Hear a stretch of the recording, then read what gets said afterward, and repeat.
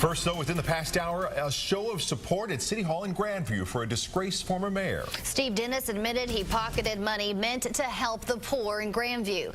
Our investigator Ryan Kath broke the story of FBI involvement in the case and was inside the federal courtroom for us today. Ryan.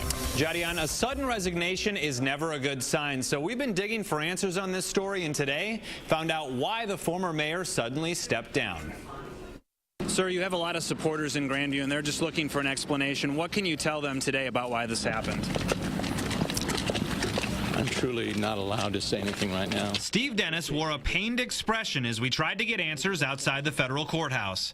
The former mayor had just admitted to raising donations for his bogus charity, Matters of the Heart, and pocketing the money for himself. We learned International House of Prayer, or IHOP, gave $35,000 thinking it would help the poor in Grandview. But as 41 Action News was the first to report, the plan started to unravel when two city leaders discovered they were listed on the nonprofit's board of directors without their permission. Did that seem suspicious at the time? Of course it seems suspicious at the time. I mean, you don't like to see your names on documents of an organization that you never agreed to. The FBI started asking questions, and so did we. 41 Action News found questionable expenses with Dennis's campaign contributions, beaten to the punch by an FBI agent who left behind a business card. And we also uncovered purchases with Dennis's city-issued credit card, including imaginary meals with local politicians and hundreds of dollars spent at retail stores on Christmas Eve. Can you say whether any taxpayer money was misused, Mr. Dennis?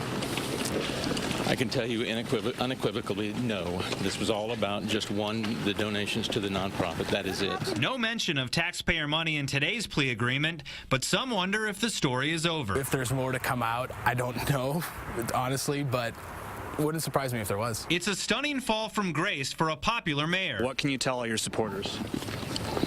That I'll miss him. Walking away from life as a public servant, Dennis now faces a term in prison.